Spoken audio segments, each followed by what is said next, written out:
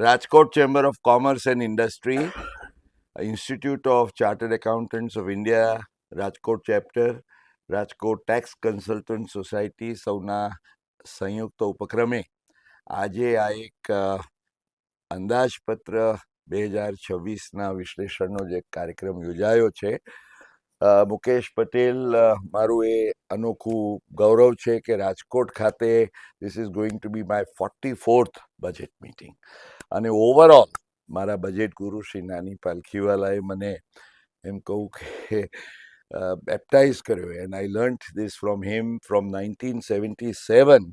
આ મારી 50મી budget એનાલિસિસની meeting છે.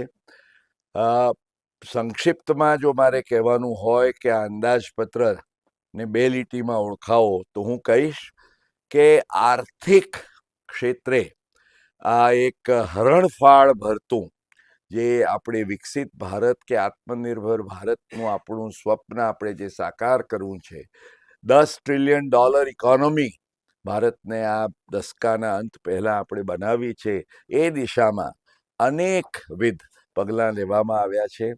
ભારતીય અર્થતંત્ર મજબૂત છે. આજે 7% આપણો વૃદ્ધિ દર છે. એટલે રિફોર્મ એક્સપ્રેસની વાત માનનીય વડાપ્રધાનશ્રી અને નાણામંત્રીશ્રીએ પણ કરી. અલબત્ત હું એમ કહીશ કે આવકવેરાની વાત કરીએ તો એ ક્ષેત્રે આ રિફોર્મ એક્સપ્રેસની સરખામણીમાં આ અંદાજપત્ર કંઈક લોકલ શટલ જેવું સાબિત થયું છે. કેમ? કારણ કે કરદાતાઓને અપેક્ષા હતી કે ભાઈ તમારી 12%ની collection, revenue collection, income tax, personal income ટેક્સમાં વૃદ્ધિ થાય તો અમને કંઈક રાહત મળે. નાણાં મંત્રાલયનું કહેવું એમ છે કે અમે તમને ઘણી બધી રાહતો આપી એટલે હવે હમણાં ખમી જાઓ.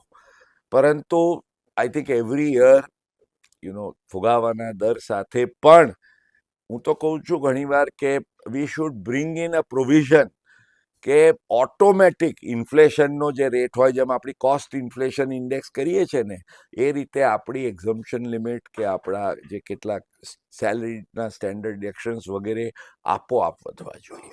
આશા કરીએ કે એ દિશા ઉપર પણ ફોકસ આવશે. એક જ બીજો મુદ્દો કે નવો આવકવેરાનો કાયદો આવી રહ્યો છે 1 એપ્રિલથી. ત્યારે અનેક ગૂંચવણો ને બધી ઊભી થવાની બહુ જ સ્વાભાવિક શક્યતા છે. નાણાં મંત્રાલય પણ ખૂબ કામ કરવાનું છે, કારણ કે હજી તો કાયદો જ છે.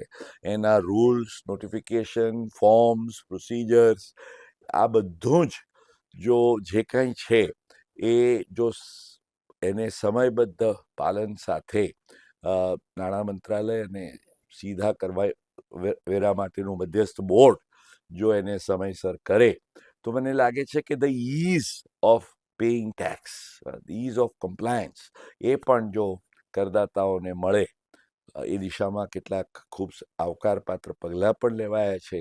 પણ હજી વધુ ઘણું થઈ શકે. And let us hope.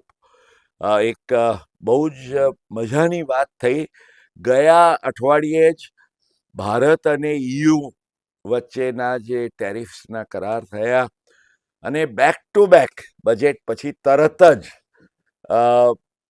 Trump અમેરિકાને પણ એનો અહેસાસ થયો કે ભારતનો અમે ઉપેક્ષા કરી શકીએ એમ નથી.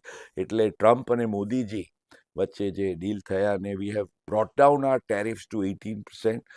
બજારની જે થોડીક ગડબડ લાગી હતી એમાં પણ હવે પાછું એક ચેતનવંતું જોમ આવી ગયું છે. I think we are all set as an economy to march forward, and let's hope.